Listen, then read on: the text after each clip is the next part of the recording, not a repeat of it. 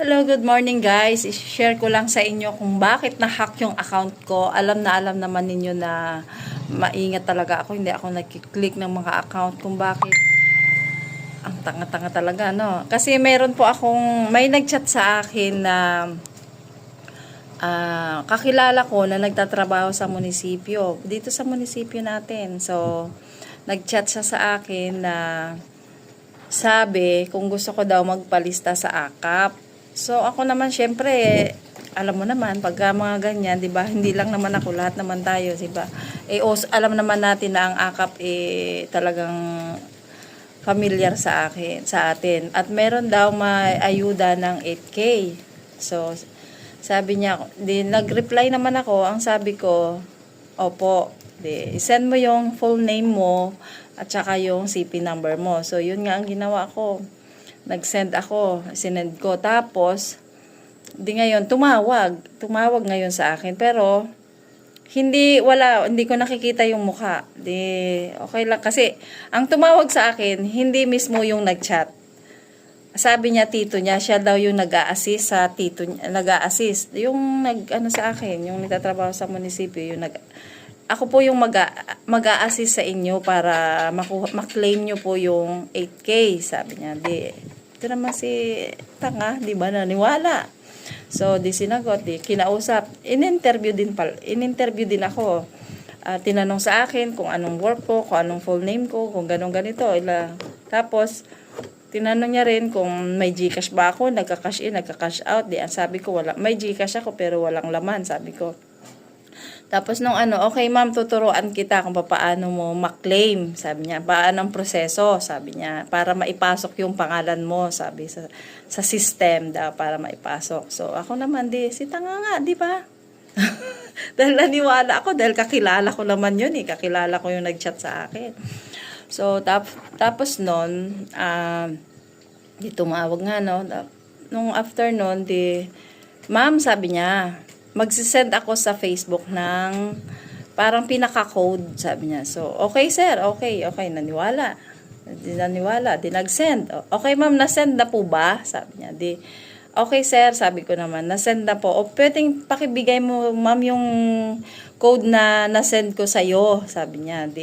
Ako naman sa tanga talaga. Binigay. Okay, ganito ma'am, next step natin, sabi niya. Screen share mo. Ako naman, in-screen share ko. Magsisend ako ma'am sa inyo ng QR code ng GCash, sabi niya sa akin. Medyo nagduda na ako. Basta pagdating sa GCash, medyo nagdududa na ako. Tapos ma'am, sabi niya, i-save mo yan, sabi niya. Tapos ang hirap kong turuan dahil nga medyo duda na ako, so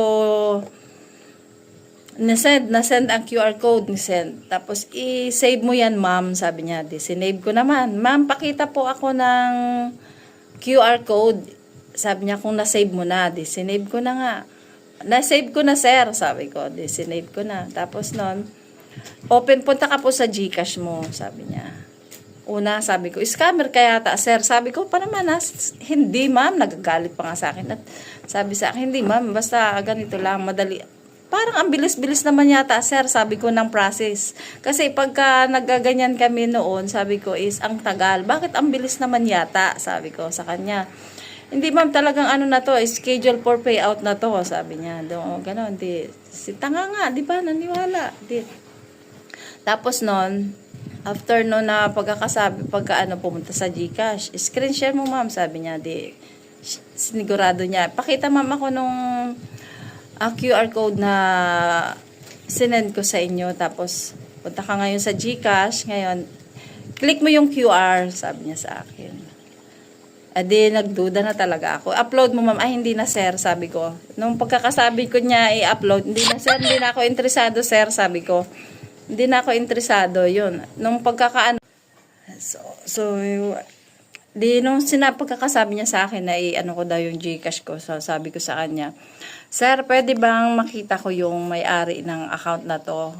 Yung may-ari po nito, yung ginagamit mong account, sabi niya. Ay ma'am, sabi niya, busy siya. Nasa 3rd floor siya na may ginagawang mga paperworks. So, nagtaka na ako kasi munisipyo wala namang third floor, di ba?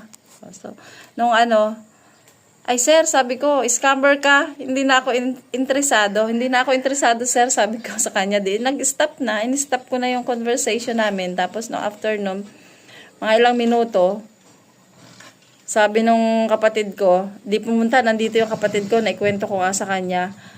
Binigay mo te yung FB code mo, oo, patay ka te, nahack ka nyan, mahack ka na. Ayun na nga, ilang minuto lang, nahack na.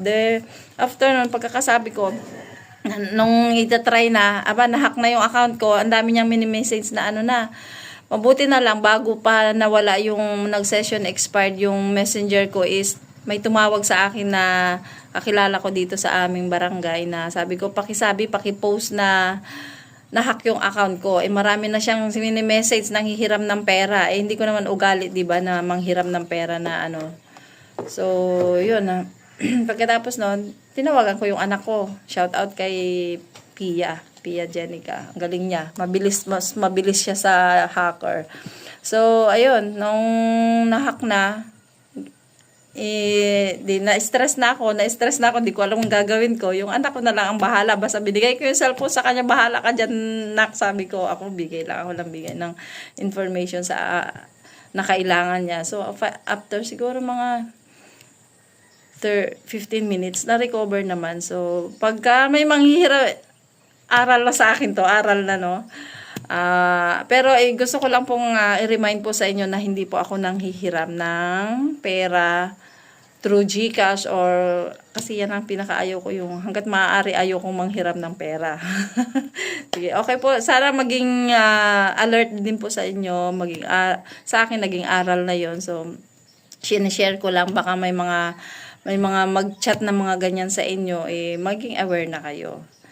At lalong-lalo na hindi natin pwedeng pagkatiwalaan kahit kakilala natin sa Facebook. Kasi doon ako na-hack dahil kakilala ko nga nagtiwala. So bye guys.